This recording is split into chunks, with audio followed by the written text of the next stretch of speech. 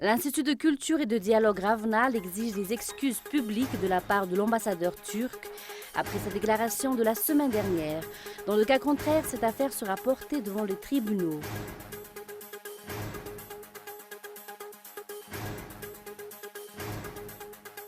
Dernier coup pour le mouvement pour la liberté d'expression. Journalistes comme simples citoyens soucieux de la liberté d'expression ont organisé ce jour un sit-in devant la Haute Cour constitutionnelle à Bouddha.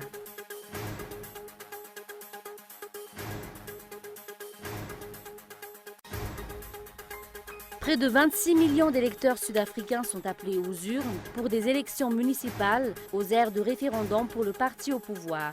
Le célèbre parti de Nelson Mandela pourrait perdre de grandes villes.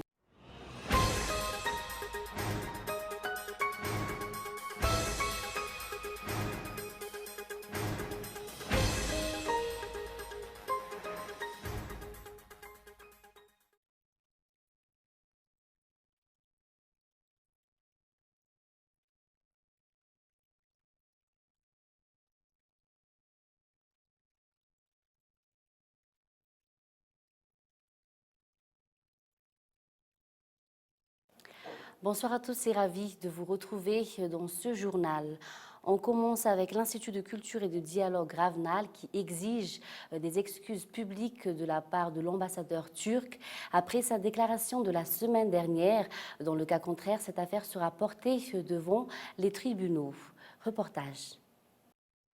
Après le Collège La Lumière Internationale, c'est actuellement au tour de l'Institut de culture et de dialogue Ravnal de pointer du doigt l'ambassadeur turc suite à sa déclaration de la semaine dernière, comme quoi ils sont des ramifications d'une branche terroriste implantée dans le pays. L'Institut dénonce une diffamation de la part de l'ambassadeur et exige des excuses ainsi que des preuves des allégations avancées. Nous, Institut Ravnal, nous acceptons plus les accusations d'ambassadeur turc Volkan Türkvural comme quoi que nous sommes le nid de terroristes. C'est une accusation sans preuve et infondée.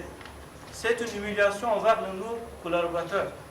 Le Madagascar est un pays indépendant et souverain qui est lui-même en mesure de comprendre et de décider ce qui est bon ou mauvais pour lui.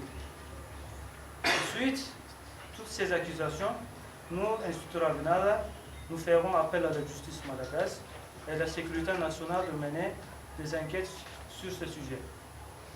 Le coup d'État au avortement en Turquie a été le prétexte pour éliminer, au propre comme figuré, tous ceux qui font obstacle à l'instauration de future d'une présidence dictatoriale.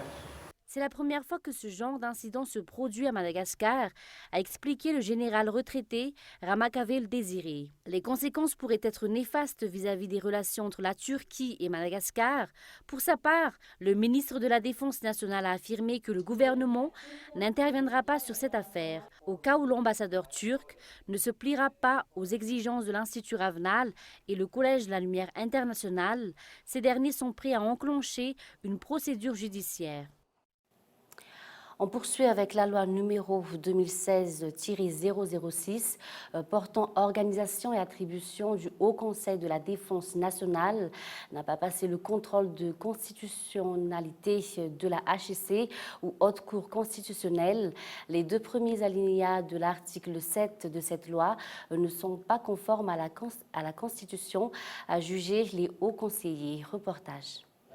Du jamais vu ces derniers temps, la HCC a jugé une loi non conforme à la Constitution. C'est le cas de la loi numéro 2016-006 portant organisation et attribution du Haut Conseil de la Défense nationale. Les deux alinéas de l'article 7 de cette loi sont contraires à la loi fondamentale, a jugé les hauts conseillers.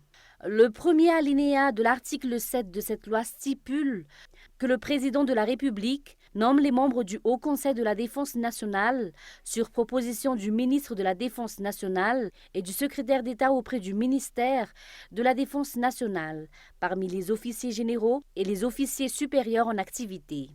Le second alinéa stipule que le Haut Conseil de la Défense nationale est composé de 15 membres permanents issus de l'armée malgache et de la gendarmerie nationale. D'après la Cour d'Amboïda, ces deux sont contraires à la Constitution, notamment contraires à l'article 56, alinéa 4, qui stipule que le président de la République arrête en Conseil des ministres le concept de défense nationale sous tous ses aspects militaires, économiques, sociaux, culturels, territoriaux et environnementaux. D'après la HCC, ces deux dispositions ne prennent en considération que la dimension militaire de la défense nationale, que si une telle composition est concevable pour la simple dimension militaire, la formation du Haut Conseil de la défense nationale doit être élargie aux civils pour les autres aspects de la défense nationale. Il s'agit entre autres de la dimension économique, sociale, culturelle, territoriale et environnementale. La Cour d'Ambouida a ainsi freiné les ardeurs des chefs étoilés d'avoir la mainmise sur le Haut Conseil pour la défense nationale. Par le biais de cette décision, insusceptible d'aucun recours de la HCC, les militaires et les gendarmes sont obligés de travailler étroitement avec les civils. Aussi, cette loi passera une fois devant le Parlement pour amendement avant de passer à nouveau un contrôle de constitutionnalité chez la HCC. Dernier coup pour le mouvement pour la liberté d'expression. Journalistes comme simples citoyens soucieux de la liberté d'expression ont organisé ce jour un sit-in devant la Haute Cour constitutionnelle. Ils demandent aux hauts conseillers de ne pas assassiner la profession de journaliste et de protéger la liberté d'expression. Le point en image avec Zou Rakutindjin. HCC, n'assassinez pas la liberté d'expression. Jean-Éric Rakutouarsou, sauvez la profession. C'est ce qui a été écrit sur les banderoles brandies ce jour devant la HCC à Mbouda. Plus encore, je suis libre, était écrit sur les écriteaux agités par les journalistes et les simples citoyens. Un sit-in a eu lieu ce jour devant la HCC entre midi et 13h.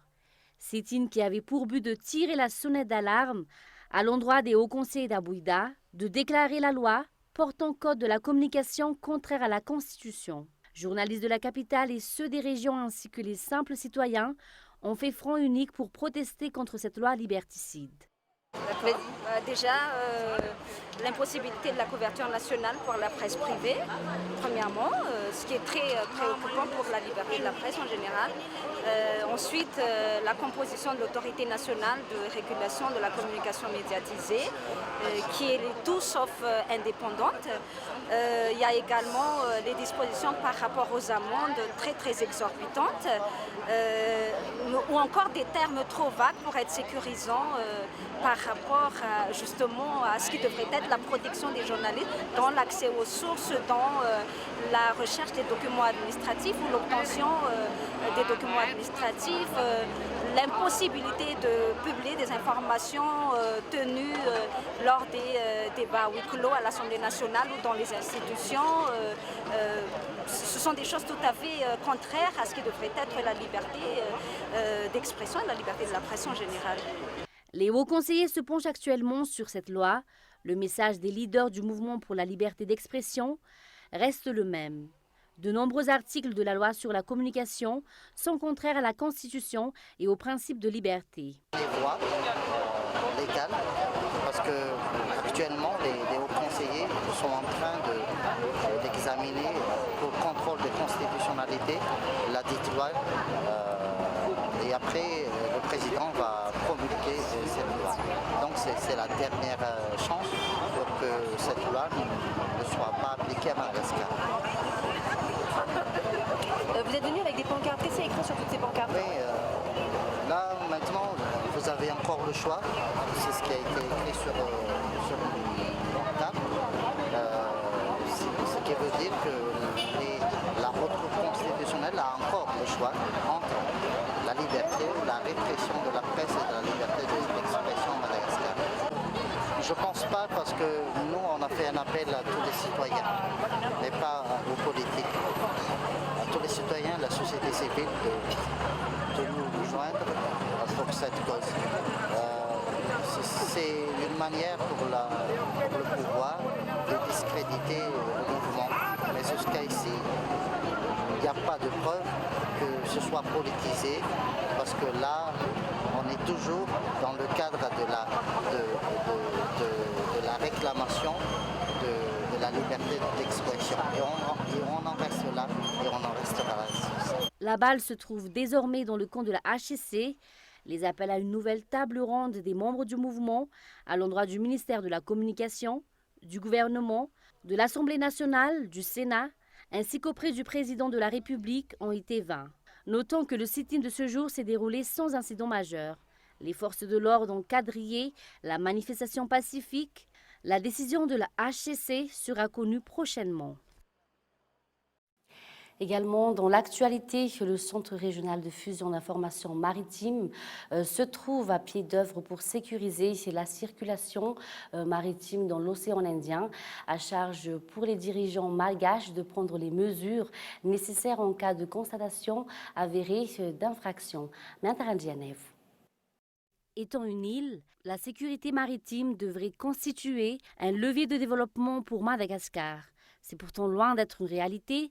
Les côtes sont poreuses, les contrôles sont insuffisants. La mer est devenue le moyen fréquemment utilisé pour évacuer incognito les richesses naturelles du pays. La mise en place et l'opérationnalisation du CRFIM permet de renforcer le contrôle des mouvements de bateaux dans l'océan Indien. Vous le savez, nous vivons dans un monde très compliqué, très complexe, avec le terrorisme, avec la piraterie, avec la pêche illégale, avec tout ce que vous voulez, avec les grands trafiquants qui profitent justement de la mer.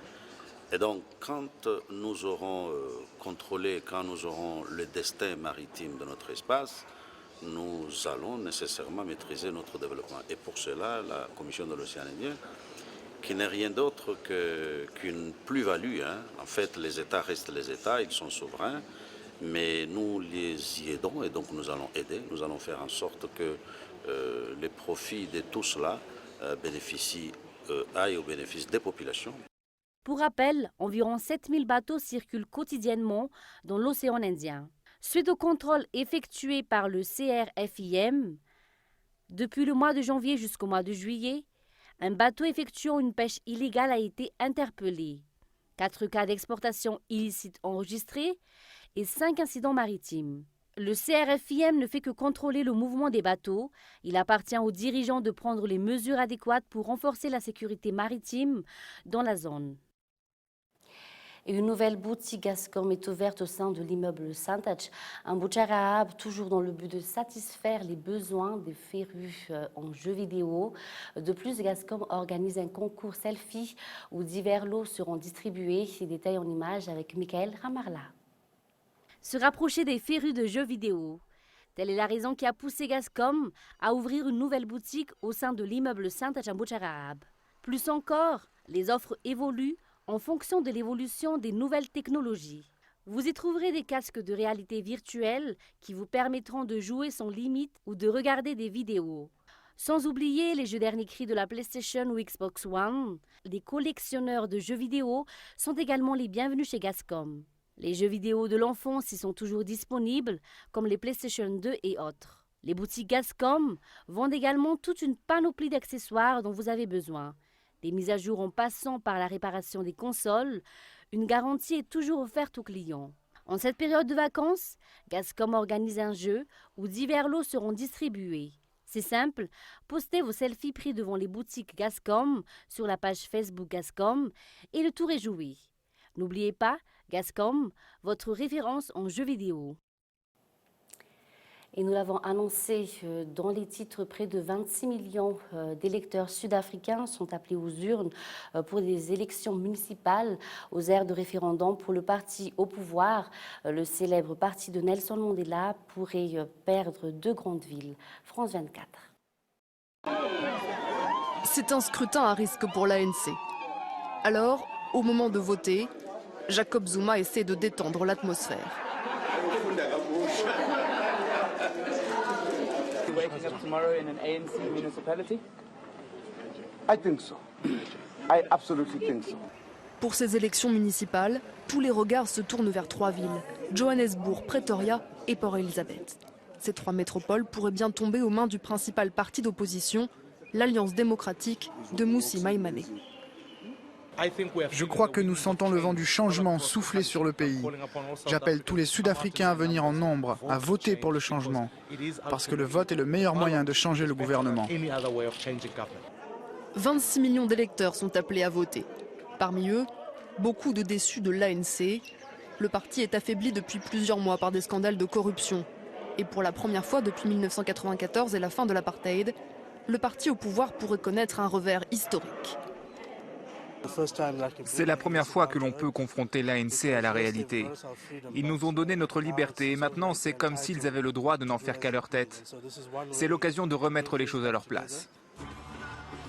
Un troisième parti pourrait aussi faire la différence, celui des combattants pour la liberté économique, dirigé par le populiste Julius Malema. Cet ancien dirigeant des jeunes de l'ANC a fondé sa propre formation il y a 3 ans. C'est sa première participation aux élections municipales. Nous espérons que le peuple comprenne que ceci pourrait être encore mieux que 1994. Selon les sondages de l'Institut Ipsos South Africa, c'est à Port-Elizabeth que l'opposition a le plus de chances de l'emporter. Dans cette ville portuaire, le chômage atteint les 36%, soit 10 points de plus que la moyenne nationale. Et enfin, ancien ingénieur agronome de 41 ans, Youssef Chahed a été chargé de former un gouvernement d'union en Tunisie. Si nombre de Tunisiens ont salué sa jeunesse, certains fustigent sa trop grande proximité avec le chef de l'État. Regardez. Youssef Chahed a 40 ans. C'est 27 ans de moins que son prédécesseur. Un petit coup de jeune pour le poste de Premier ministre tunisien et le nouvel occupant s'en félicite. Je pense que c'est un message envoyé à tous les jeunes Tunisiens après la Révolution. Et si Dieu le veut, nous serons au niveau de cette confiance et au niveau de cette importante responsabilité dans la situation difficile que connaît notre pays. Ministre des Affaires locales dans le cabinet sortant, Youssef Chahed a maintenant 1 mois devant lui pour former un gouvernement d'union nationale. Si sa jeunesse lui confère déjà une certaine popularité, ses liens de parenté avec le président suscitent, eux, la controverse. Car Youssef Chahed est le neveu du gendre de Béji Caïd Essebsi, lui-même déjà très critiqué pour avoir placé son propre fils à la tête de son parti, Nida Touné. Et on termine avec un bref rappel des titres. L'Institut de culture et de dialogue Ravnal exige des excuses publiques de la part de l'ambassadeur turc après sa déclaration de la semaine dernière. Dans le cas contraire, cette affaire sera portée devant les tribunaux. Et puis, dernier coup pour le mouvement pour la liberté d'expression. Journalistes comme simples citoyens soucieux de la liberté d'expression ont organisé ce jour un sit-in devant la Haute Cour constitutionnelle. Et puis, près de 26 millions d'électeurs sud-africains sont appelés aux urnes pour des élections municipales aux aires de référendum pour le parti au pouvoir. Le célèbre parti de Nelson Mandela pourrait perdre de grandes villes. Et c'est la fin de ce journal. Merci de votre fidélité. Bonne soirée à tous sur Cool TV et au revoir.